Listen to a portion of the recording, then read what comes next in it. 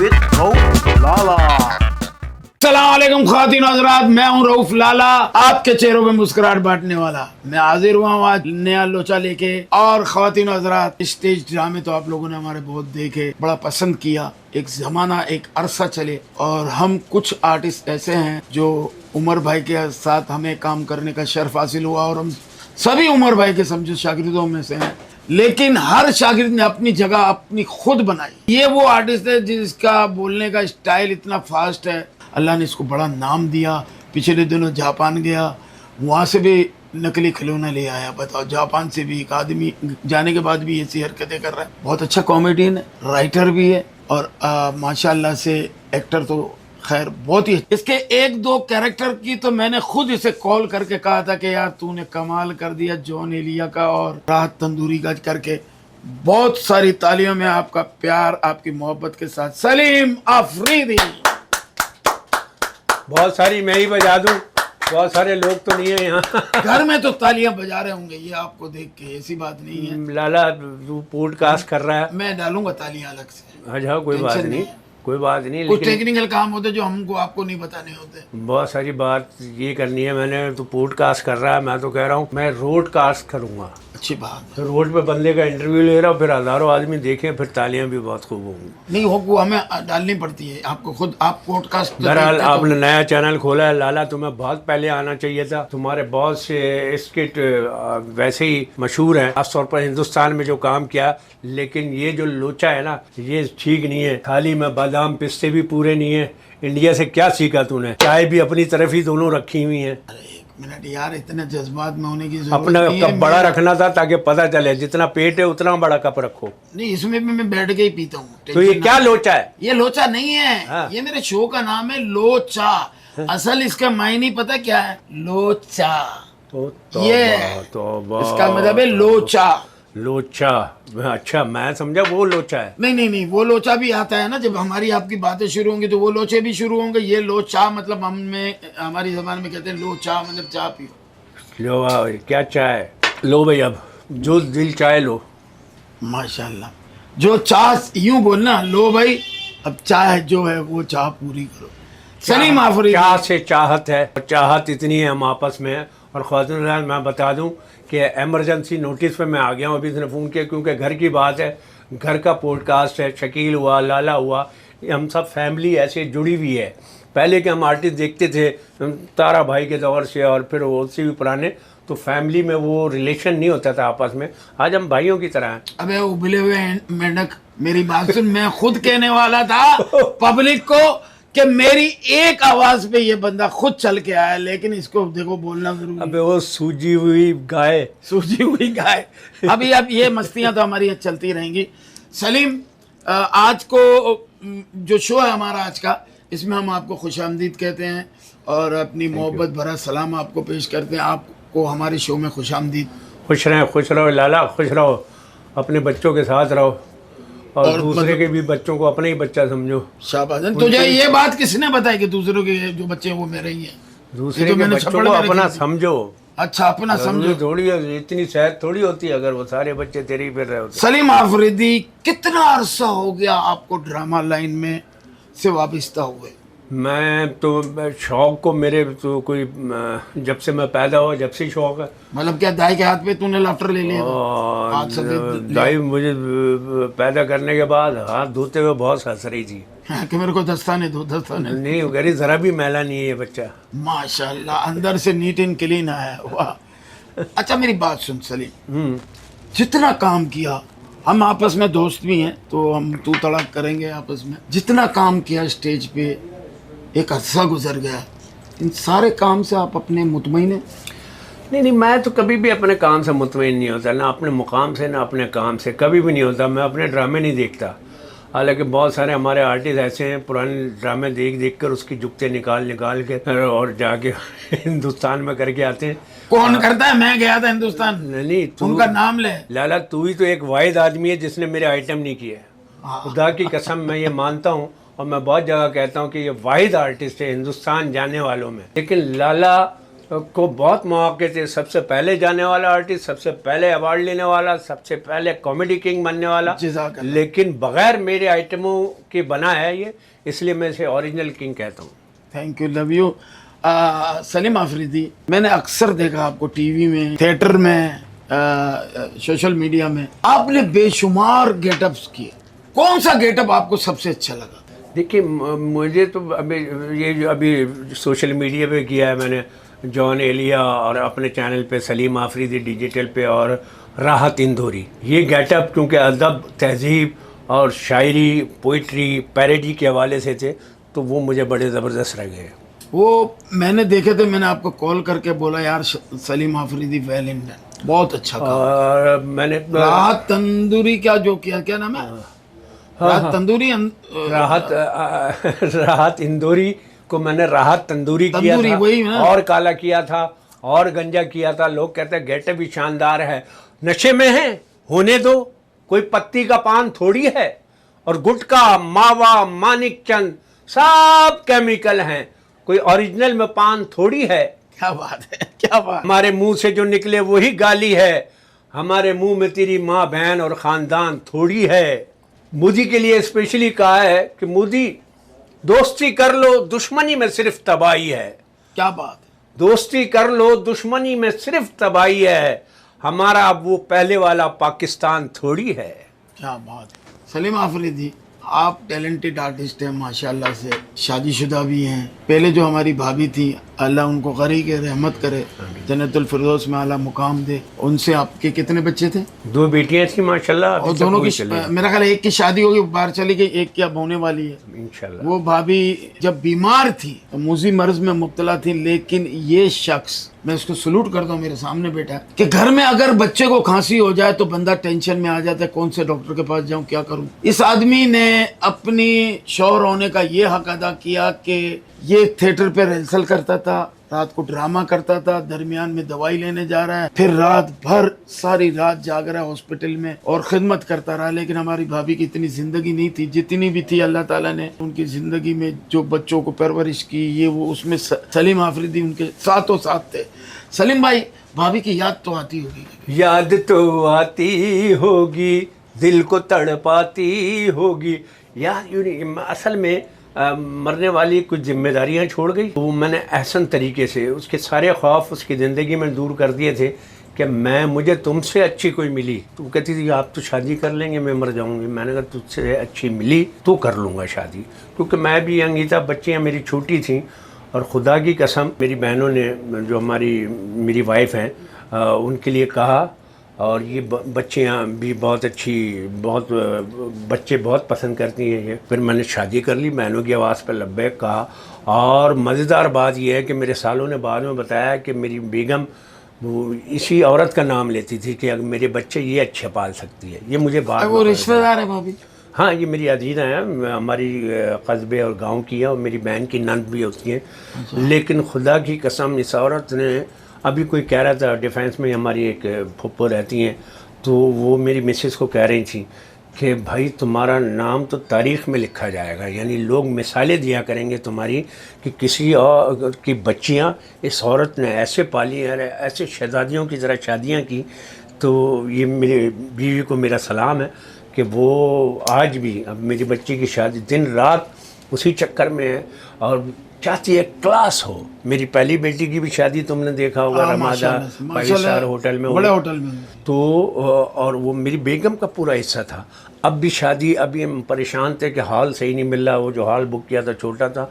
अभी मैं एक हॉल दिखा के आया हूँ बेगम को, और उसको बुक कर लिया हमने, बिल्कुल वही क्लासिक होटल वाला माहौल, सिर्फ बेगम के मरूने में। ना तो अल्लाह ने ये रहमत भी की है, वरना वो बीवी की जो क्वालिटीज़ थी, वो जो कॉन्फिडेंस था, वो हाँ, शादी के 2 साल बाद ही उसको कैंसर हो गया। अब जनाब एक नौजवान, मैं भी बच्चा सा ही था, लेकिन फिर एक आपके जिम्मेदारी जब बढ़ जाती है ना। नहीं, वो वक्त जो था ना सलीम, आप पे बहुत बड़ा टेंशन वाला वक्त था। मैं उस दौरान ये दवाई लेने जाता था बाइक पे, तो एक्सीडेंट भी हो गया हॉस्पिटल में, भाभी एक्सीडेंट, रात ड्रामा। तो मैं दुआ करता था, बाखुदा ये मेरे सामने मैंने दुआ की कि या अल्लाह इसकी मुश्किलें आसान कर दे। ये हमारा यार है। चाहे हम लड़ते झगड़ते, जहाँ दो बर्तन होते हैं टकरते तो हैं, लेकिन अब एक जगह देग हो और एक जगह ये पतीली हो तो फिर तो ऐसे ही सा होता है। लेकिन प्यार करने वाला है, दोस्त है। सलीम, अगर तुम्हें अच्छे आर्टिस्ट हो, अगर तुम्हें मौका मिले तो तुम कहाँ जाके काम करोगे फिल्म में? लॉलीवुड में, बॉलीवुड में या हॉलीवुड में? देखिए, फिल्म का तो मैंने कभी सोचा ही नहीं असल में, क्योंकि हमारे शहर में बन रही हैं, एक आध फिल्म में काम करने का तजर्बा हुआ। हमारे वतन में जाहिर है उस तरह की फिल्में बन नहीं पा रही। आप किस तरह की चाह रहे हैं? अपने वतन में जो जदीद दौर है और जदीद अंदाज की फिल्में कामयाब नहीं है। मैंने कभी सोचा भी नहीं फिल्म में, कभी पहले कभी सोचा होगा, लेकिन फिल्म टेलीविज़न पे मेरा सीरियल चल रहा है और माशाल्लाह हॉस्टल बड़ा मकबूल भी हो रहा है, मेरा कैरेक्टर बड़ा मकबूल हो रहा है। तो फिल्म में काम करने का हकीकत में मैंने नहीं सोचा, कभी भी नहीं। बहुत सारे काम ऐसे थे जो मैंने नहीं सोचे शायद कर लूं। जैसे कभी गाना नहीं गाया मैंने, वो गाना भी नहीं, खुदा के वास्ते। तेरी बड़ी मेहरबानी पड़ोस में हमारे लोग। गाना तुम लगाना। मैंने जापान जब जा यही बात मैं करने वाला हूँ। तो मगर आप मुझसे पहले आगे जो ना अपनी पंचलाइन लिख दी, तो इसलिए मेरा ख्याल है पिछले महीने आप जापान भी गए थे। सबसे पहले तो ये कि उसने जापान वालों ने तुम्हें घुसने कैसे दिया? अरे छोटे धक्का वक्का मार के बंदा घुस जाता है आदमी। तो जापान वालों ने तुम्हें देख के हैरत तो की होगी कि यार ये कौन सा बंदा है जो लगता है इंसानों की तरह। नहीं, हर आदमी हैरत करता है कि मेरे से एम्बेसी में, मुख्तलिफ दुनिया की एम्बेसी में जब भी मैं गया हूँ तो कहते हैं आप कॉमेडियन तो लगते नहीं, आप कॉमेडी करने जा रहे हैं, प्रोफेसर लगते हैं। हाँ, आपका मुंह है ना, ऐनक हटा दो, जवानी का मेहंदी हसन साहब। कसम खुदा की, जवानी में मेहंदी हसन साहब इसी तरह के थे। तो मुझे कोई एम्बेसी यकीन ही नहीं करती मैं कॉमेडियन हूँ। उसके लिए फिर मुझे मुख्तलिफ आइटम पेश करने पड़ते हैं। और फिर एक दफा तो ऐसा हुआ जब हम सब अमेरिका जा रहे थे, एम्बेसी गए थे, तो मेरी बारी सेकंड थी। मुझे कहला कॉमेडियन कहे कि कॉमेडियन ऐसे कोई होते हैं, कुछ आइटम सुनाओ। तो फिर मैंने मुशर्रफ की आवाज़ सुनाई, जनरल मुशर्रफ की। बिस्मिल्लाहिर्रहमानिर्रहीम। जैसे कि आप जानते हैं अब मैं सदर नहीं हूँ, मगर अब भी डरता वरता किसी से नहीं हूँ। मैंने कमांडो ट्रेनिंग ली हुई है, 3 जंगें भी लड़ी हैं। अब जनाब जब ये मैं बोला हूँ एम्बेसी, वो औरत कहने लगी ये तो सब हंस रहे हैं। तो मैंने कहा हंसाने के तो काम है। और किस चीज का? मैं प्रोमोटर था हमारा, क्या नाम था उसका? दफा करना, मैं नहीं था उसमें तो उसका नाम ही नहीं। अच्छा, तू भी नहीं था? किसका था वो? क्या नाम है? बड़ा मशहूर है, जिसकी मिसालें भी देते हैं लोग। क्रिश्चियन है ना हमारा दोस्त। अच्छा, लॉरेंस की बात। लॉरेंस कह रहा है यार तूने क्या किया है? हर एक का फिर वीजा आसानी से लग गया, ढका इंटरव्यू आराम से हो गया, क्योंकि उसको यकीन आ गया कि जब ये आर्टिस्ट हो सकता है फिर सब आर्टिस्ट। अब लॉरेंस बड़ा शुक्रगुजार कि यार तूने क्या मुतासिर किया है। तो जनाब 15 दिन बाद जब वीजा आए, जैसे मेरा ही नहीं लगा था, बाकी सबके लग चुके। वो अच्छा, उस वक्त मतलब मुशर्रफ साहब की अमेरिका से अच्छी नहीं थी क्या? नहीं, वो पता नहीं क्या हुआ, आफरीदी और खान जो है ना। अच्छा, उस वक्त मेरा जैसे तू रऊफ लाला फंस गया, इसके वालिद का नाम भी तेरा वो ही निकला। बिल्कुल अमेरिका दहशतगर्द होगा, लाला नाम, मेरा हम नाम का कोई। हाँ, ये भी तकरीबन फटने वाला ही है। हाँ। तो वो, लेकिन मज़ेदार बात ये कि 1 महीने बाद उनका सारा टीम चली गई, टूर चला गया और वहाँ शोज वोज कर रहे हैं, फड्डे भी कर रहे हैं, जो भी शकील वकील सारे लोग थे। फिर 1 महीने बाद मेरे पास फ़ोन आया कि आप क्या सब अप्रूव हो गया, क्लियरेंस हो गई, आप आ जाएं वीज़ा लगवाने। मैं बहाने से किसी चैनल ने बुलाया था तो इस्लामाबाद चला गया। अब मैं इस्लामाबाद गया तो मेरे भाई, मेरे ख्याल से DIG थे या SH सिक्योरिटी थे, ताहिर आलम खान। तो उन्होंने कहा भाई एम्बेसी जाओगे, गाड़ी आ जाएगी, वो सीधा एम्बेसी ले जाएगी। अब गाड़ी में फुल प्रोटोकॉल के साथ मैं गया हूँ, बाहर लोग खड़े थे, वहाँ कोई गाड़ी जाने का सवाल ही नहीं पैदा होता। मुझे उतारा, अंदर से बंदा आया, वो लेने गया। मैं इतने बरम में गया हूँ, अंदर काउंटर पे पहुँचा हूँ तो कहने लगी आप कॉमेडियन हैं, आप हंसा के बताएं। यार मैंने कहा मैंने पहले हंसाया था तो तब क्या हुआ था, अब तब नहीं दिया वीज़ा। फिर मैंने उसे हंसाया तो कहने यार सॉरी 5 मिनट में मैं वीज़ा ले आता हूँ। फिर वीज़ा ले आए, कहने आपके कितने शो बाकी हैं? मैंने कहा सारे तो आपने बर्बाद कर दिए, अब तो एक आधी शो होगा। मैंने इतने भरम से बात की क्योंकि शो वाले चलो लग तो गया ना। हाँ जी। मेरा तो कोई वजह से नहीं लगा, वो कोई ऐसा था। मैं बता रहा था कि लियाकत सोल्जर भाई हमारे और हम लोग जा रहे थे जब वीज़ा लगाने के लिए, तो इस्लामाबाद में अमेरिकन एम्बेसी में हम लोग घुसे। लियाकत भाई जैसे इंटरव्यू के लिए बिल्कुल खिड़की के नजदीक पहुंचे ना, तो हनीफ राजा के बेटे का नाम है उसामा। तो वहां पहुंचे ना, तो मैंने लियाकत भाई को कहा, मैं कहा लियाकत भाई ये हनीफ राजा के बेटे का नाम क्या है? क्या कर रहा है यार तू, क्या करता है तू? वो एकदम इसने नाम नहीं लिया तो वो डर गया, क्योंकि ये नाम से तो कुछ नहीं होता, नाम तो सबको एक जैसे है। लियाकत भाई का जिक्र आया तो तमाम जो हमारे मरहूमीन हैं, आसाने वाले हैं, उन सब के लिए दुआ ज़रूर करें। लेकिन एक स्पेशली बात करूं, हिंदुस्तान लियाकत भाई भी गए, अब मुझे वो पंकज ने बुलाया था, आप आओ तो देखो तो सही सलीम भाई, माहौल देखो, फिर आप आ जाना भले बाद में जो भी है। तो लियाकत भाई जिस तरह मेहनत कर रहे थे लड़कों की तरह, ये इधर उधर याद कर रहे हैं, मैं कह रहा हूँ इनका तो काम ही नहीं है, ये कैसे करेंगे, क्यों कर रहे हैं। और किया था उन्होंने बहुत फिर अच्छा। मैंने उस आदमी का रात को जब बैठ पे उनके कमरे में गया, बाकायदा पैर दबाए, अब वो शर्मा रहे हैं। मैंने कहा नहीं बॉस, आप वो उस्ताद शर्मा इसलिए रहे होंगे, उनकी टांगे पतली पतली थी। नहीं नहीं नहीं, वो मकसद वो ऐसे आदमी नहीं थे कि किसी को शागिर्द बनाए या किसी से टांगे दबाए। तो मैंने बाकायदा उनकी ज़बरदस्ती टांगे दबाई हैं कि मैंने कहा नहीं यार आप उस्ताद हो, क्योंकि लियाकत सोल्जर वो पहला आदमी था जिसने मेरे दूसरे ड्रामे में देख के तारीफ़ की थी, यार आप बहुत अच्छे आर्टिस्ट हो। और आप हमारे साथ आए थे अजब तमाशा में। हाँ फिर वो स्टार्ट जो आपने ड्रामे किए, शुरू में हमने की जो मेहनतें की हैं, सलीम आफरीदी ने बड़े अच्छे रोल किए। इतनी आपकी एक चैनल पे मैंने देखा, आप उसमें काफी गेटअप कर करके बैठे थे आप, कोई क्रिकेट के जमाने का कोई शो था, तो आप में उस वो कैरेक्टर जितने भी किए उसमें से कोई आपको पसंदीदा कैरेक्टर जिसकी आप पैरोडी यहाँ कर सके मेरे सामने? नहीं नहीं, वहाँ तो पता नहीं क्या क्या हुआ था। नहीं मैं बताऊँ, जावेद मियादाद बने थे आप उसमें, आप बलोच बने थे, सिद्धी बने थे आप उसमें, एक और कैरेक्टर। आप ये पूछो जावेद मियादाद साहब का इंटरव्यू कर रहा हूँ, आपका नाम किसने रखा? आप जावेद मियादाद हैं? मेरा नाम किसने रखा? हाँ वही मैं उधर ही आ रहा हूँ, पहले चिकम खा के फेंक दो नीचे। आप जावेद भाई आपका नाम किसने रखा? पता नहीं, मैं तो चोला था, पता नहीं कौन लग के चला गया। असल में जब मैं छोटा सा था तो मेरा नाम रखा है जावेद, फिर मेरी शादी हो गई तो मैं मियाँ बन गया, फिर जब छक्का मारा तो लोगों ने दाद दी, इस तरह बन गया जावेद मियाँ। लेकिन नो डाउट सलीम आफरीदी आपने अच्छी पैरोडी की। जावेद मियादाद आपको सलूट है, आप मेरे बहुत पसंदीदा फेवरेट क्रिकेटर रहे हैं। उस जमाने में जो आपने काम किया और छक्का मारा, कमाल किया। आज तक उस छक्के की धूम बस रही, पूरी दुनिया में चल रही है। यार वो वाहिद आदमी था जावेद मियादाद जिसके खेलने से पता लग जाता था कि यार ये पाकिस्तान के लिए खेल रहा है, जो जिस जज्बे से वो खेलता है। हाँ, जो जज्बा तो दूसरे क्रिकेटर को कहते हैं मैं तेरे कमरे में आया थे को मारूंगा बल्ले थे, वो उसके वाकयात बड़े हैं जावेद भाई के। जावेद भाई बहुत अच्छे आदमी हैं।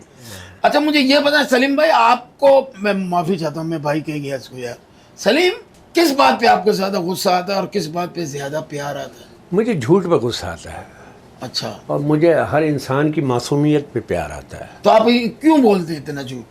मैं झूठ बोलना पड़ता है, जब तेरे जैसा आदमी की तारीफ करनी पड़ जाए समझ लो झूठ ही है। अरे मैं तो प्यार के काबिल हूँ यार, ये बातें तो ना कर खुड़खुड़ी ये लट्टू, ये देख प्यार वाली हमारे, तू बोल गा लाला भाई प्यार आप पे आता है। कुड़कुड़िया लट्टू, 3 लड्डू का 1 लड्डू। तू चाय के घूंट ले जल्दी, इससे पहले कि कोई मक्खी आके स्विमिंग करे। तूने तो पी जाना है, तूने छोड़ना थोड़ी, मोहब्बत का माल नहीं छोड़ता ये आदमी। अच्छा मुझे ये बताओ, इस सवाल का जवाब तो मैं मांगूंगा ही मांगूंगा। हाँ पूछ।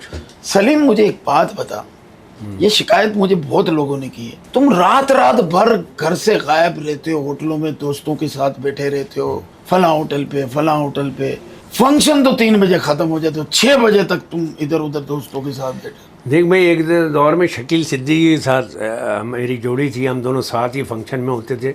बल्कि शायद फंक्शन तो मैं तुम्हें पता हो नहीं पता हो, मैं असल में तो स्टैंड अप कॉमेडियन था।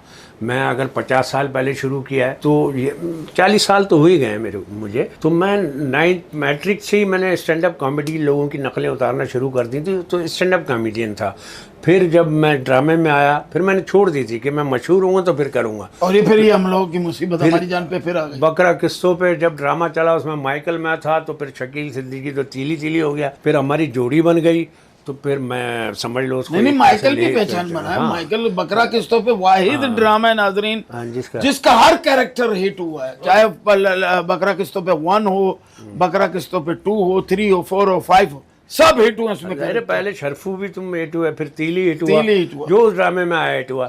अब वो फिर हमारी जोड़ी बन गई, तो हम एक रात में 9 फंक्शन करते थे। समझो आखिरी अजान होती थी उस वक्त शो खत्म होते थे। उस वक्त हालात बहुत अच्छे थे, कराची में फनकार खुशहाल था। 9 फंक्शन किए हमने। आज के दौर का जो फनकार है या उस दौर का? आज 9 दिन में एक फंक्शन होता है। 9 दिन भी तुम, मुझे मेरा ख्याल है वो कर रहे हो, वरना 9 दिन क्या 9 महीने में भी नहीं हो रहे यहाँ शोज पर। परेशान कितने लोग, हकीकत बात ये और है। यहाँ जो कराची के हालात ने। अच्छा, हम एक बात, आप मेरी बात की तायद करेंगे कि मैं हूँ या शकील सिद्दीकी या सिकंदर सनम या सलीम आफरीदी, हम जब हिट हुए तो क्या इस बात को आप मानते कि कराची के हालात भी खराब हो गए?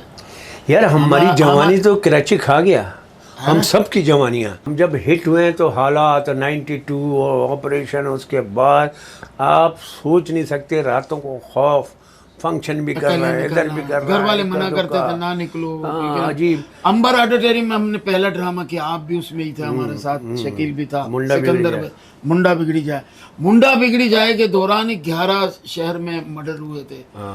उन हालात में हमने ड्रामे इस शहर के लिए। लोग कहते थिएटर पे आने वालों ने उमर शरीफ के बाद उठाया नहीं, उठाए कहाँ से? ये शहर के हालात तो उठाओ। शहर के हालात लोगों को आने जाने में तकलीफ, डकैती, चोरी, फायरिंग, अगवा, ये सब तो सीजन चल रहा था, तो हमारी जवानियाँ तो ये सब हालात खा गए। खुदा की कसम, हमें बहुत खुशहाल होना चाहिए था, और लेकिन उतने खुशहाल नहीं है। लेकिन फिर भी अल्लाह का शुक्र है, शुक्र है। लेकिन हिंदुस्तान का शुक्रिया अदा करो, जहाँ जाके परफॉर्म करने की वजह से सारे कॉमेडियंस के घर बन गए। ये आपकी बात को मैं मानता हूँ, आगे बढ़ाता हूँ। उसकी वजह यह है कि वो मैं पहले भी कह चुका हूँ, हम पैदा पाकिस्तान में हुए, हम बड़े यहाँ कराची में हुए, तालीम हासिल की, शोहरत हासिल की, लेकिन थप्पा जो लगा ना, वो जब इंडिया से लगा तो लोगों ने हमें देखा। हालांकि बकरा किस्तों पे हमारा सारी दुनिया में हिट हुआ। 89 में पेमेंट नहीं थी, 5,000 जो लेता था, हम लोग 5,000 रुपये पर शो लेते थे। जब मैं गया हूँ इंडिया, तो वहाँ जाते हुए 1 लाख रुपए पर शो मिला है पहले ही शो में। बताओ, तो, ये 1 लाख का आदमी है, इसको 1 लाख मिला। ये 1 लाख का आदमी है। 1 लाख रुपया।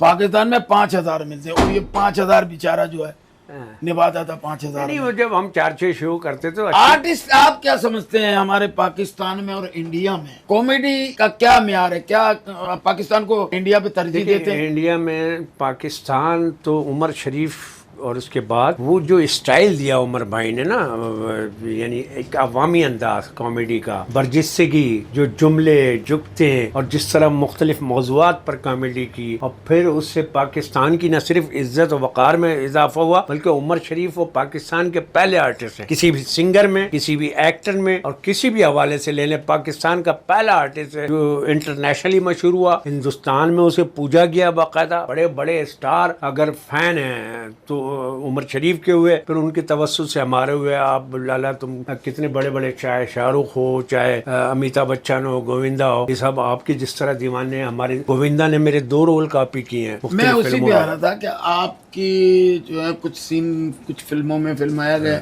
और आपका एक सीन जो आप और मैं करते थे किसी ड्रामे में, वो ड्रामा सुपर डुपर हिट था। वो सीन आपने उमर भाई के साथ भी किया, काफी आर्टिस्टों के साथ किया। वो सीन वहाँ पे इंडिया में बहुत बड़ी फिल्म ओम शांति ओम में वो एज इट इज डाला गया। भाई शाहरुख खान ने मेरे डायलॉग बोले, ये ऑनर की बात है, लेकिन ये मैं ऑन स्क्रीन तुम्हारे चैनल पे बोलूँगा। लाला, मैंने वो मेरी वो गूंगे बहरे की स्टोरी थी, वो अभी भी वायरल हुई है, तो 50 मिलियन के करीब उसके व्यूज हुए। किसी 50 मिलियन? हाँ जी, वो उसके अपने चैनल से नहीं, हिंदुस्तान वालों ने कॉपी की है। किसी के 3 मिलियन, किसी के 5, किसी के 40 मिलियन। तो इस तरह वो दोबारा, वहाँ भी मैंने इंटरव्यू में कहा था कि लाला खुदा की कसम, वो वक्त और हालात ऐसे थे। मेरी वालदा का चांद रात को इंतकाल हुआ, तुम लोग आए सोयम में बासी ईद को, तो मुझे बोला कि ड्रामा कर यार, छोड़ अब तो सोयम हो गया, आ यार ड्रामा कर। मैंने कहा लाला मैं तेरे साथ एंट्री करूँगा, तूने कहा आजा वेलकम। और फिर मैंने जो स्टोरी सुनाई है और जो तेरे रिएक्शन आया है, जो तूने वेरिएशन डाली है, खुदा की कसम ख़त्म है। ऐसा ज़बरदस्त उस स्टोरी को 4 चांद लगा दिए तूने, मुख्तलिफ रिएक्शन करके, और मेरा दिमाग खोल दिया, स्टोरी को और आगे बढ़ा दिया। तो ये आर्टिस्ट, मैं लोगों को मिसालें देता हूँ, नए लोगों को। बोल, ये शुमाइल यहाँ बैठा हुआ है, इससे पूछ। मैंने बोला वो लाला के देख। शकील शाह मेरे साथ करता है, लाला के देख। यानी फिर वो जो उमर भाई के साथ किया ड्रामे में, वो भी तेरे साथ ही करना था ना। मैंने बोला नहीं यार उमर भाई हैं, उमर भाई के साथ कर लो, उमर भाई कहने मेरे साथ कर लो, तो फिर उमर भाई के साथ किया। उसमें भी तूने अपनी नहीं, वो सीन, वो खैर देखो, उस दौर में वो बातें इतनी मज़ेदार थी, लोगों को नया काम लगाना, और नया काम कभी भी करेंगे आप, हिट होगा।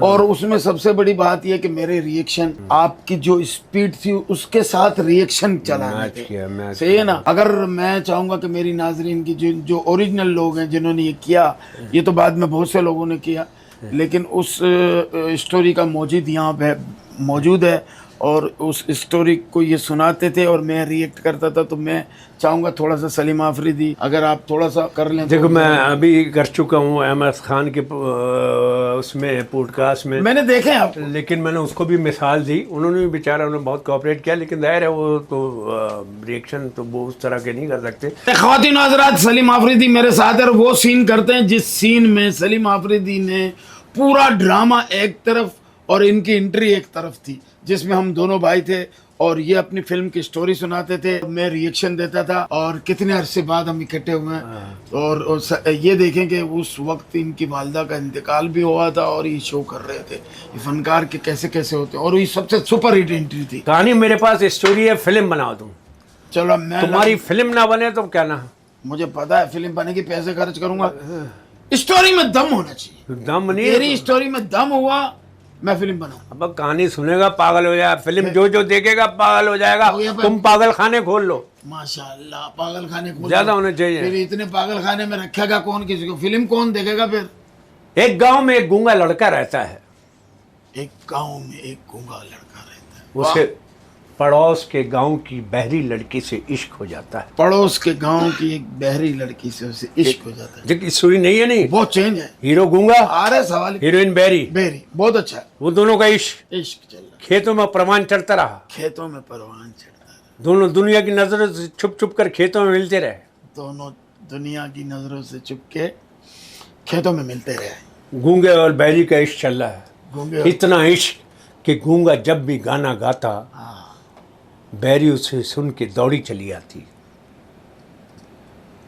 गूंगा गाना गाया था, बहरी उसको सुन के चली आती। यही तो नया टॉपिक है यार, हाँ, नया सीन कुछ लगा। चेंज लाओगे तो गाना। हाँ सही है, ठीक है। डिजिटल दौर है। हाँ गाना ऊपर से भी आ सकता, कोई मसला नहीं है। दम है तेरी स्टोरी में, ये बता दूं, तेरे में हो ना हो, स्टोरी में दम है। अरे गाने में भी दम था, फिर ठीक है। गूंगा के गाने में इतना दर्द था हाँ, कि बहरी के उसे सुनकर आंसू निकल आते थे। उन दोनों का इश्क खेतों में परवान चढ़ता रहा। अच्छा दोनों दुनिया की नजरों से छुप छुप कर खेतों में मिलते रहे। अच्छा। बहरी का एक चचा अंधा होता है, चाचा अंधा है, ठीक है। इन दोनों को एक दफा खेतों में प्यार भरी बातें करते देख लेता है। वाह वाह, इन दो क्या मतलब, वो बेरी वो गूंगा, चाचा जो है अंधा है और खेतों में देख भी लेता है। यार डिजिटल दौर है, आजकल मशीनें आ गई हैं। ये कौन सा डिजिटल है यार? अरे ऐसे चश्मे आ गए हैं यार, रात को पूरा सा दिन नजर आता है, अंधे को भी सब कुछ नजर आता है। अंधा चचा जैसे ये देखता है उसकी बहरी भतीजी गूंगे से इश्क फरमा रही खेतों में, वो दौड़ता हुआ गांव में जाता है बहरी के माजूर बाप की तरफ। बेरी का बाप माजूर है, बेचारी की ट्रेन के हादसे में आधी आधी टांगे। अरे वो तो बाद में करना, एक अंधा दौड़ता हुआ कैसे गया ये तो बता यार। यार है, ये अंधा दौड़ते हुए कैसे गया, डायरेक्ट भाई के पास चला गया यार। अरे तो बाप माजूर है, अंधा थोड़ी माजूर है यार।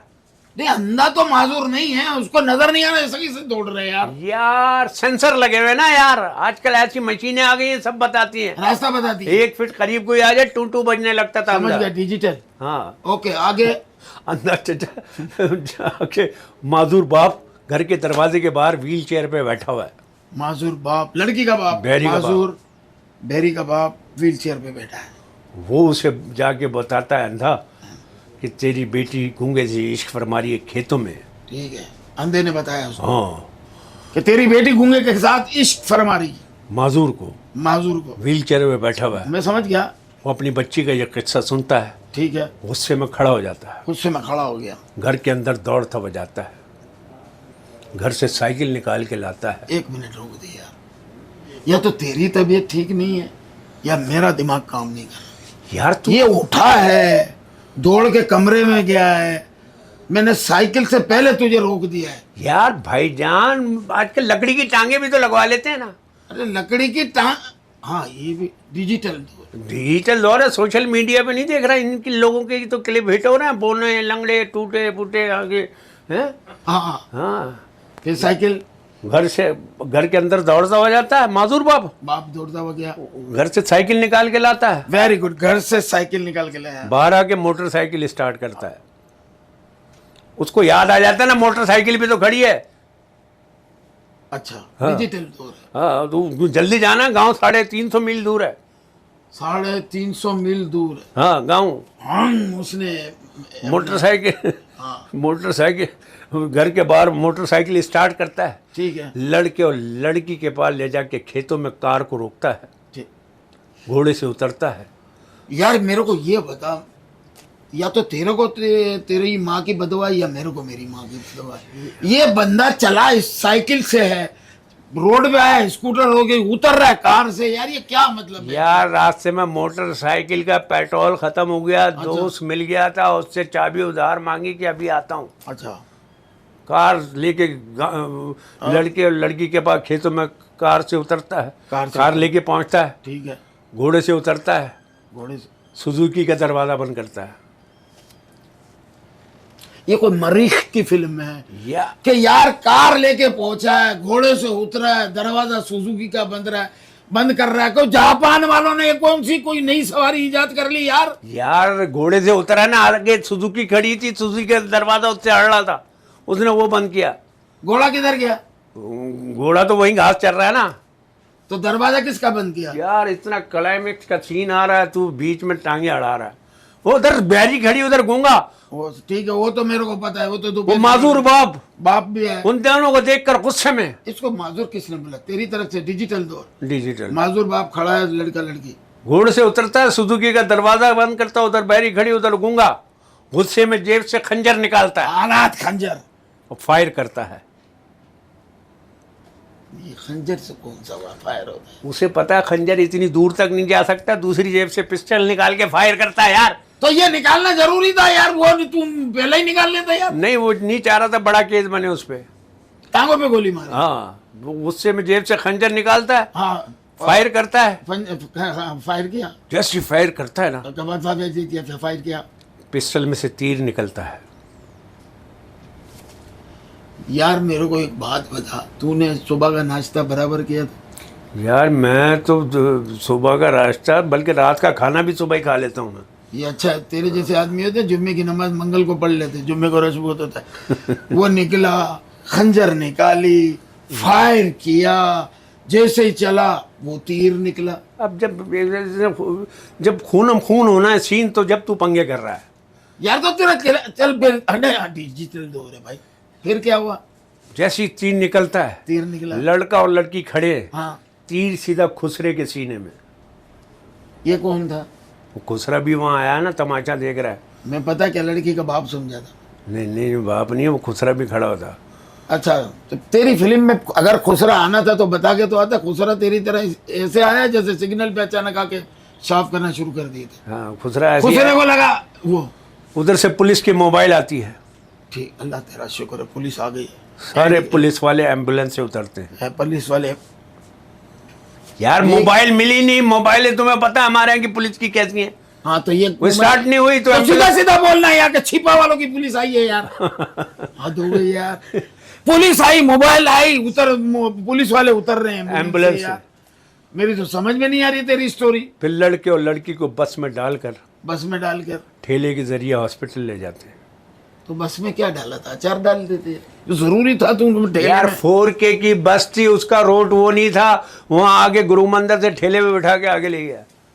गुरु मंदिर 4K की पास, वहां से फिर ठेले पे ले गया, फिर ठेले पे ले जाके हॉस्पिटल उतरे।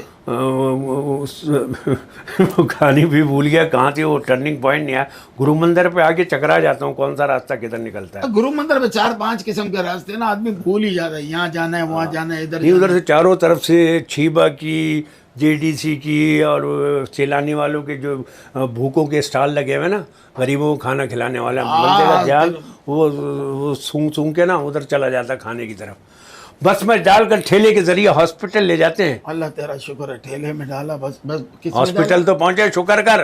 किस में डाला? बस में, ठेले के जरिए हॉस्पिटल। ओके, याद आ। हॉस्पिटल से करते हैं ट्रेन सीधा एयरपोर्ट। हॉस्पिटल से करते हैं ट्रेन सीधा एयरपोर्ट। ये कौन से प्लेटफॉर्म पे दवाखाना बना हुआ है भाई? यार मुझे लग रहा है तूने ट्रेन फिल्म नहीं करते बनाई। तू एयरपोर्ट पे डायरेक्ट लेके जा रहा है यार। यार लोगों को अजूबा दिखाओगे तो यार फिल्म चलेगी ना। हाँ, ये वो भी रूटीन की फिल्म कब तक बनाते रहोगे? डिजिटल दो। हाँ डिजिटल दौर है। हॉस्पिटल से करते ट्रेन सीधा एयरपोर्ट, एयरपोर्ट से पानी के जहाज में बैठा के हैदराबाद। यार खुदा को मान दे, क्या ये होगा? मैं तेरे सामने हाथ जोड़ रहा हूँ। मेरे से कभी जिंदगी में तेरे खिलाफ कोई बात निकली हो, कोई गलती कर दी हो, या तेरी कोई मतलब किसी किस्म की, मेरे को माफ कर यार। यार तू खुदा का बंदा बन यार। क्या हो गया? यार तू कोई स्टेशन से निकला, एयरपोर्ट निकला, एयरपोर्ट पहुंचा, वहां से तू सीधा निकला पानी के जहाज में चला गया, हैदराबाद। अब हैदराबाद चला गया। यार ये हैदराबाद में कौन सा समंदर है यार? यार तुझे नहीं पता उन दिनों बारिशें बहुत हुई थी, सारा पानी पानी था। अच्छा, सारा पानी पानी। हैदराबाद तक पानी पहुंच गया तो कश्तियां चल रही हैं। हैदराबाद में गूंगे को उसका एक अंधा दोस्त मिलता है। शुक्र अल्लाह का कोई नया कैरेक्टर आया। गूंगे को अंधा उसका दोस्त मिलता है। अंधा तो होता है मगर वो गंजा भी होता है। हाँ तो कोई नहीं, होते हैं। नाक उसकी खानदान में कट चुकी है, नाक उसके खानदान में कटी है। दोनों हाथ शुरू से नहीं है, दोनों हाथ उसके शुरू से नहीं है। टांगे तो पैदा की थी नहीं। हैंड फ्री भी है, वो लेग फ्री भी हो गया वो। हाँ ये दोस्त का हुआ तो सीधा सीधा बोल 5 किलो गोश्त मिलने आया उससे। 1 साल बाद उसके यहाँ लड़का होता है। खुदा को मान यार, इतनी चीजें उसमें कम है तो लड़का किधर से हो गया मतलब यार? शादीशुदा था तो हुआ ना। अरे तो उसका हाथ नहीं है, पाँव नहीं है, पता नहीं हैंड फ्री क्या क्या कि वो अंदर से बहुत फ्री अरे नहीं है। यार जब तक आदमी का दिल है ना, हाँ। दिमाग है, हाँ। बंदा जिंदा रहता है। दिल दिमाग तो समझ में आता है, लेकिन बच्चे कैसे हो रहे हैं यार? अबे दिल दिमाग में शैतानी भी तो आती है। तो अब मेरा शैतानी, तेरी ये फिल्म खत्म हुई या नहीं हुई? नहीं अभी आगे चल रही है। अभी आगे चल रही है। 1 साल बाद उसके यहाँ लड़का होता है। वो लड़का बड़ा होता है, वो लड़का बड़ा हो गया माशाल्लाह, डॉक्टर है, डॉक्टर है। उसकी पंचर की दुकान है। डॉक्टर के पंचर की दुकान। वो उसे ले जाता बादशाह की तरफ। बादशाह अपने पान के खोखे पे चूना लगा रहा है पानों पे। तू है ना, हाँ चाय में बाम डाल के खाया कर, तेरा दिमाग जो है ना दूसरे का भी खराब कर। मुझे लग रहा है तू पागल हो गया है। पागल है साहब, मेरा दिमाग काम नहीं कर रहा। अरे कहाँ से चले, खेतों से चले, हैदराबाद पहुंचे। मैं पागल हो गया हूँ, हैं? मैं पागल, हाँ। मैं पागल हो गया हूँ। ओए तेरा दिमाग काम नहीं कर रहा दिमाग थोड़ा ऊपर है, है? इधर है। इधर है। हाँ। आपको नाजरीन कैसी लगी इसकी सलीम भाई की स्टोरी? स्टोरी तो खैर माशाल्लाह ड्रामे में तो बहुत ही अच्छी होती थी। सलीम ये बता, हाँ। दूध हाँ। खड़े होकर पीना चाहिए, बैठ के पीना चाहिए, या दबा के पीना चाहिए? मतलब जैसे आप कहते हो जैसा ना, माहौल मैसर हो ना, कोई नहीं है तो दबा के गटागट पी हाँ जाओ। वही मैं कहना चाह रहा हूँ कि जैसे पानी दबा के पियो। डॉक्टर कहता है ना आपके गुर्दे खराब हो रहा, पानी दबा के पिए, तो दूध भी दबा के पीना चाहिए इस तरह। तू मुझे एक सवाल का जवाब नहीं, ये सवाल मैंने इसलिए तुझसे किया कि तेरी फिल्म की मैंने टक्कर में ये लेके आया। दे। एक चीज बता दे, वो कौन सी चीज है जिसके फटने की आवाज नहीं आती? वो कौन सी चीज है जिसके फटने की आवाज नहीं आती? पू। और नहीं मैं कहते सुबह सुबह सूरज की किरण आती है, पूनी वो पाँव फटती है। इसको तू पाँव बोल, हम मेमन लोग हम पू बोलते हैं। पूँ फाड़ेगा तो फिर लोग समझ जाएंगे असल जगह पाँव पे पहुंच फटती है, जाएंगे। पाँव पाँव। नहीं दूध फटता है उसकी आवाज आती है क्या? ये बड़ा बड़ा माशाल्लाह, उस आदमी से आप क्या मुकाबला करोगे जिसके लंगड़े दुनिया में चल रहे हैं, जिसके की टांगे नहीं है, उसके जिस्म में कुछ भी नहीं है, उसके बच्चे पैदा हो रहे हैं। इस आदमी से कुछ भी भेद कर सकते हैं अच्छा एक भाई। सवाल का जवाब दे, ये अरे बता। भाई मेरे को पागल कर दे। एक बकरी है, पानी पीने दे मेरे को, पहले मेरा दिमाग खराब कर दिया तूने। एक बकरी है, उसे फ्रिज में रखना है 3 हिस्सों में, कैसे रखेगा? पहले पानी पी लो, या बकरी को कुछ जल्दी है? नहीं 3 हिस्सों में रखना है। हाँ साबुत बकरी रखनी है या पका के रखनी है? हाँ साबुत। साबुत 3 हिस्सों में। कैसे भी रखनी है, बकरी रखनी है फ्रिज में 3 हिस्सों में, मैंने कैसे रखेगा? मैंने कैमरामैन को देखा ना, मेरे को बोल रहा है आप खुद बात करो खुद। यार 3 हिस्सों में, मेरे यहाँ तो फ्रिज के दरवाजे ही 2 हैं, हिस्से ही 2 बनेंगे उसके, तो फिर तीसरा हिस्सा कहाँ रखूँ? मैं बताऊं, दरवाज़ा खोला आया, एक हिस्सा, अच्छा बकरी रखी दूसरा हिस्सा, दरवाज़ा बंद किया, 3 हिस्से हो गए नहीं हो गए? अच्छा वो इस तरह का बोल रहा था तू। मैं फ्रिज में, मैं कहा मेरे 2 पोर्शन है, एक तो जिसमें बर्फ जमती है, नीचे वाला वो अलग है फ्रूट का। चलो तू समझा 3 दरवाजे वाला फ्रिज है। हाँ। चला इससे अगला सवाल है, एक गेंडा है, तेरा बाप होगा, ये बदतमीजी भी नहीं गाना बिल्कुल भी। यार मुझे पता नहीं था तेरी चिड़ है। नहीं, मैंने तेरे को पहले भी बोला सलीम, ये नहीं बोला कर यार। मेरे को जानवर ही अच्छा नहीं लगता, पता है क्या, ये लंबी सी हूँ, वो लगता है इसका मुंह सलाम कर रहा है या पता नहीं किसी का काम कर रहा है। चल हाथी है, हाथी वाथी बोल। उसे फ्रिज में रखना है। हाँ, 4 हिस्सों में कैसे रखेगा? ये बड़ा वाला फ्रिज होगा 4 दरवाजे। अब तो चालाक हो गया हूँ मैं। है 4 दरवाजे वाला फ्रिज होगा, ऊपर का हिस्सा खोला रखा फिर बंद किया। यार, अभी बताया तेरी समझ में नहीं आया। हाँ वही सिस्टम है बकरी वाला। हाँ दरवाजा खोला, हाँ एक हिस्सा, हाँ वो जो बकरी रखी थी वो निकाली, दूसरा हिस्सा, हाँ। गेंडा रखा, तीसरा हिस्सा, हाँ। दरवाजा बंद किया, 4 हिस्सों में। हाथी को कहाँ रखा? हाथी तो रह गया ना, ये तो गेंडा हाँ, बकरी। हाथी हाथी वही हाथी। हाथी गेंडे में बहुत फर्क तेरी है। वजह से गेंडे को, तेरे में मुमासलत आ रही थी गेंडे की, मैं इसलिए हाथी कर दिया उसको। अल्लाह तुझे एक जंगल है, सब जानवर हैं, हाँ एक जानवर नहीं है, कौन सा नहीं है? यार, वो जहाँ भी गया भाड़ में गया यार, मुझे काहे की टेंशन दे रहा है? अबे गेंडा नहीं है, गेंडा अभी फ्रिज में जो रखा वो नहीं है जंगल में, वो तो फ्रिज में रख दिया था। ये तो साइकिल वाली स्टोरी से भी ज्यादा लंबी निकली भाई तेरी। हद हो गई। नाजरीन, इसका मजा ये आता है, ये जब हम लोग थिएटर पे करते हैं ना, तो माशाल्लाह जब पब्लिक का जो हमें लाइव जो आ रहा होता है रिस्पॉन्स, फिर हम वापे से बाहर हो जाते, बहुत मस्तियां करते हैं। सलीम माशाल्लाह आपको अल्लाह इज्जत दे, आपने सारी दुनिया में काम किया। पिछले दिनों आप जापान गए, जापान का कोई तजर्बा बताएं, कैसा रहा आपका वो सफर और वहाँ का माहौल? यार जापान तो लगता फरिश्ते रहते हैं, नहीं यार, पर वाले आदमी। जन्नत तो वही है। हाँ, नहीं आदमी ऐसे उनको पर लग जाए तो हकीकत में फरिश्ते लगे, यानी उनका इखलाक खत्म है। और वो आपसे गलती आपसे हो गई, कंधा आपका लगा, आप ही से सॉरी कर रहा हूँ, पेट में सर मार के। हाँ। वो पाकिस्तान और वो हर आदमी ऐसे झुकता है, इनके सारी हर जापानी में। ये पाकिस्तान में तो झुकेगा 5 मिनट में इसका काम हो जाएगा, आप पीछे से ही बटवा निकाल लेगा कोई। और टेक्निकल साइंस इतनी, डिजिटल इतने कि आप सिर्फ बाथरूम जाओ, बाकी सारा काम बाथरूम का है, आप साफ सुथरे होकर खुद ब खुद निकल आओगे। नहीं यार, हल्के हो गए। ऐसा हाथ आता है क्या प्याला जैसे ये प्याला? नहीं, हाथ नहीं आता, धार आती। देख, दुनिया ने तरक्की कर ली, दुनिया यार कहाँ? हैरत का मुल्क है जापान। कहते हैं जितना ये जमीन से ऊपर है शहर, उतना ही नीचे है। मतलब? यानी हम मार्केट में घूम रहे हैं, पहले कहने लगा पार्किंग कर यहाँ है। इंडोर यानी जमीन के नीचे 3-4 फ्लोर पार्किंग के थे, उसमें गाड़ी जगह खड़ी करने की जगह ढूंढते रहे। कहते ये तो 4 फ्लोर नीचे है जमीन से ये पार्किंग, इसके नीचे ट्रेन चल रही है, क्या बात, और ऊपर सारी बिल्डिंग है, नीचे एक अलग शहर, पार्किंग का शहर बसा हुआ है। ये सच्ची बातें कर रहे हैं या मेरे को फिर कोई स्टोरी सुना रहा है? खुदा की कसम, तू नहीं, चाह रहा मैं फ्रीज- तुझे फ्रीज जापान लेके अपनी बात सच्ची करने के लिए जापान लेके जाऊं, दिखा के लाऊं तुझे। जिस तरह सुना रहा ना, मेरे को वैसे ही लग रहा है स्टोरी, जिस तरह गूंगी लंगड़ी चली ना, और वो फ्रिज वाली उसी तरह लगी। यार नीचे पार्किंग है, ऊपर फिर मार्केट है, फिर बिल्डिंग है, फिर ये ऊपर अभी देखना 5 मिनट बाद कहेगा बिल्डिंग के ऊपर से समंदर जा रहा है। आप यकीन करेंगे भाई? अरे समंदर के बीच में तो जापान है, पूरा जजीरा जजीरा है ना जापान। अच्छा, ये जापान में कौन से शहर गए थे? मैं टोक्यो और ओसाका गया था। टोक्यो तो मैंने सुना है, ओसाका का नाम इतना नहीं, ओसाका लेकिन यहाँ एक तुझे एक बात समझा दूं, आज तो मुझे टोक दिया है, आइंदा ना टोक्यो। ये वो वाली बात है। टोक्यो की वही बात है ना, जैसे कि हमारे यहाँ नारी में भी इसी तरह बोले, कब से बाल्टी लेके गई है, कब नारी। तो हमारा प्रोमोटर था अली जौहर, उसका होटल था अच्छा, देसी नहारी, वैसी मैंने खाई नहीं गई, इतनी बड़ी बड़ी नलियों का जापान में? हाँ, जापान में ओसाका में उसका होटल है। उसके होटल में एक बात यह है कि पाकिस्तानी खाने जापानी बड़े पसंद करते हैं, ख़ासतौर पर बिरयानी।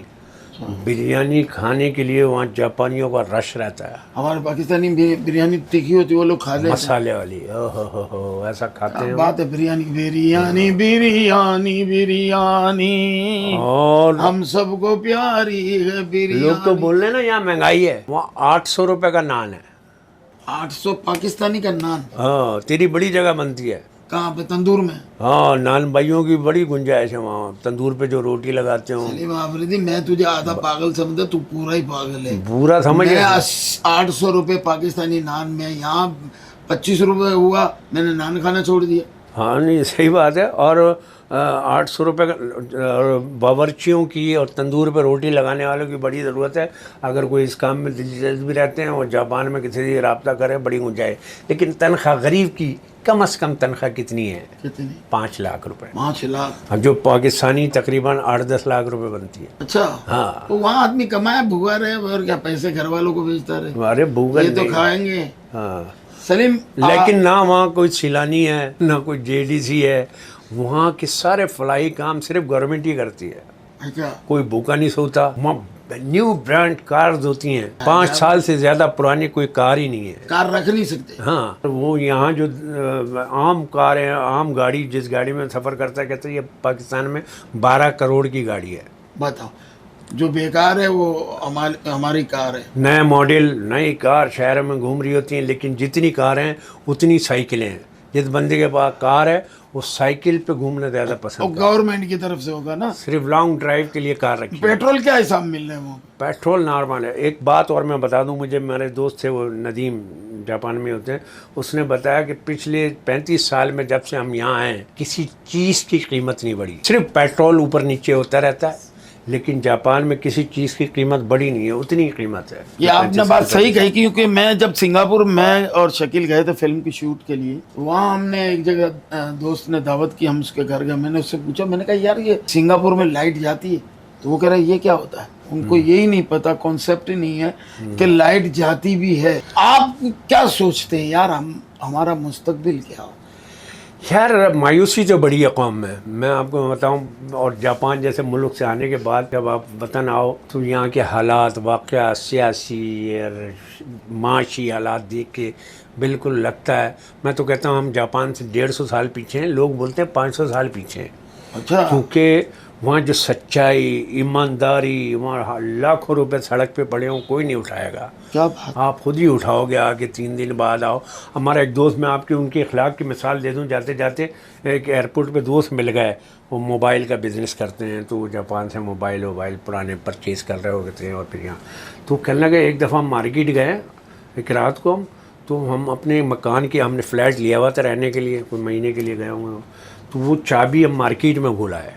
अच्छा, घर आए तो वो चाबी नहीं थी, और वो हम लोग क्या करें, रात कहाँ गुजारेंगे। तो पड़ोसी आ गया, कह रहे आप हमारे घर आ जाएं, आप हमारे यहाँ सोए। जापानी थे, यानी उनका मुल्क है। हाँ। हम कोई गैर मुल्की आ जाए, जैसे हम अफगानी या बांग्लादेशियों को समझते थे, हल्का लेते थे, इसी तरह उनको लेना चाहिए। वो तो दुनिया की अमीर तरीन और जदीद तरीन कौम है, अखलाकी मियार में बहुत बुलंद है। उन्होंने अपने कमरे में वहाँ उनको सुलाया, सुबह उठ के वो गए मार्केट। अभी वो अभी खुली नहीं थी, लेकिन वो सफाई सुफाई कर रहे थे। वो उसने अपने काम छोड़ के, लड़की ने उनकी चाबी ढूंढी, फिर वो अंदर पता नहीं कौन से फ्लोर पे ऑफिस में गई, वहाँ चाबी रखी थी, वो ला के इनको दी और सॉरी भी किया कि हमारी वजह से आपको लेट हो गए। तो कहना वो चाबी लेके फिर हम घर गए। तो काश हमारी कौम का अखलाक ऐसा हो बस जाए। मैं भी यही दुआ कर रहा हूँ, क्योंकि देखो वही कौमें तरक्की करती हैं जिनमें जज्बा होता है, ईमानदारी होती है, खुलूस होता है, एक दूसरे की इज्जत करते हैं, वही हम कामयाब होते हैं। तो मेरी गुजारिश सिर्फ पाकिस्तान और पाकिस्तानी करता धरताओं से ये है कि जापान यहाँ सही करने का इंतज़ार कर रहा हो कि जापान की तरह एटम बम यहाँ गिरेंगे तब सही होंगे लोग। अल्लाह ना करे, अल्लाह ना करे। और देखें जापान पे जब ये बम गिरे, इसके बाद उस कौम ने, उनके मुल्क ने पीछे मुड़ के नहीं देखा, तरक्की की। और कहाँ से कहाँ, चाइना कहाँ पहुँच गया देखो। अरे जापान में सारे आइटम अब चाइना के मिलते हैं। वो कहते हैं हम छोटी मोटी चीज़ों पे क्यों अपना वक्त ज़ाया करें।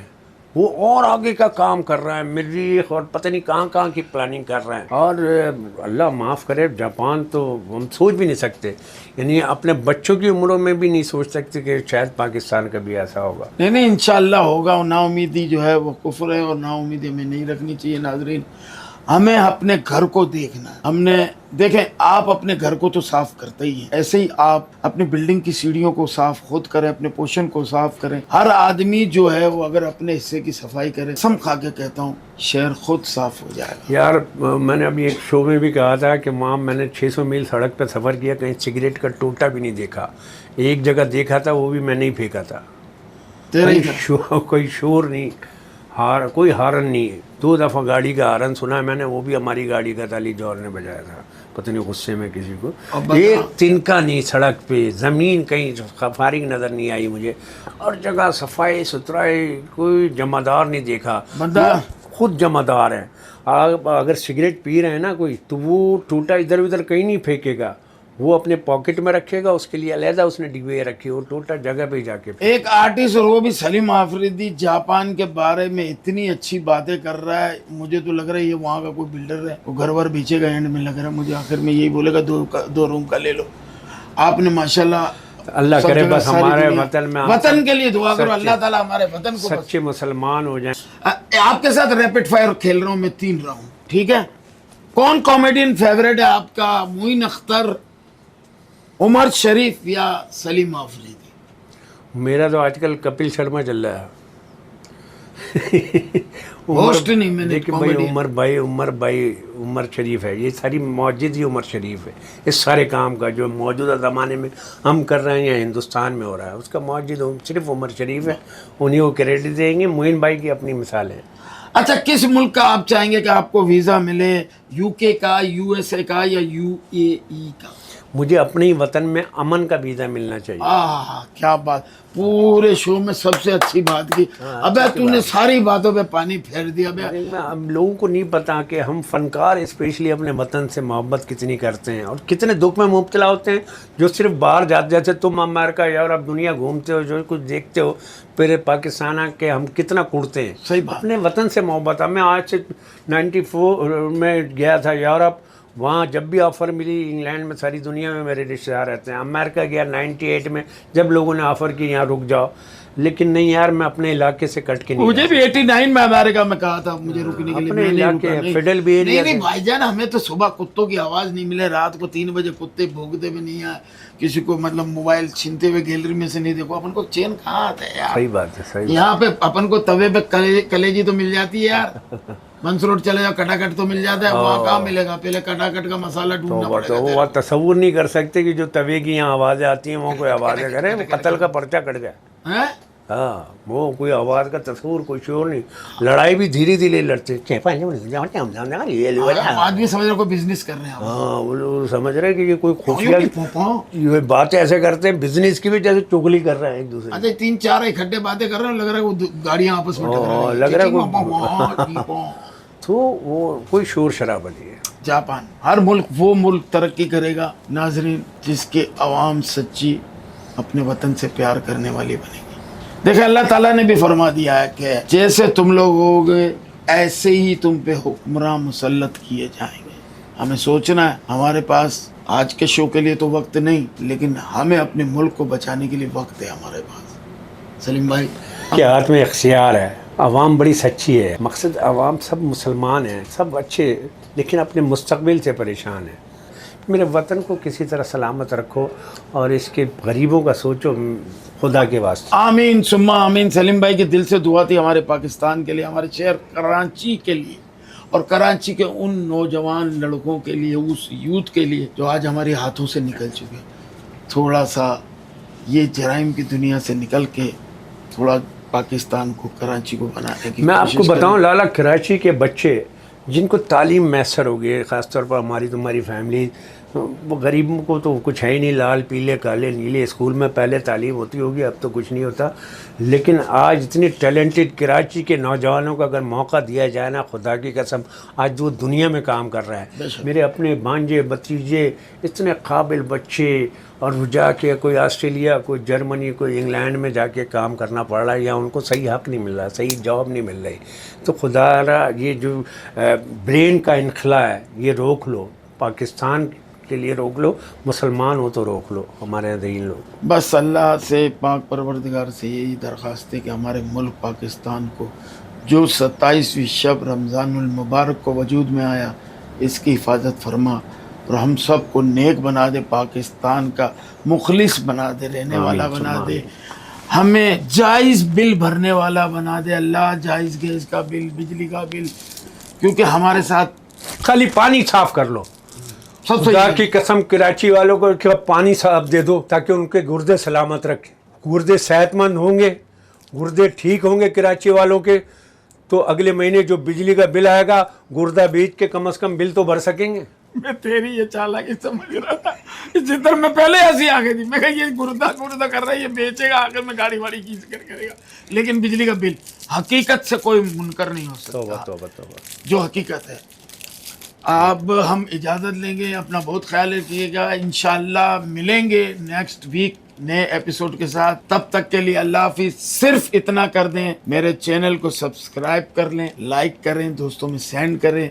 मैं चाहूँगा सलीम भाई मेरे चैनल के लिए कुछ कह दें, फिर इसके बाद हम अल्लाह हाफिज कर लें। भाई मुझे शुगर है और तेरे इस इंटरव्यू के बाद मैं खुदकशी कर रहा हूँ, मीठी चीज़ खा रहा हूँ।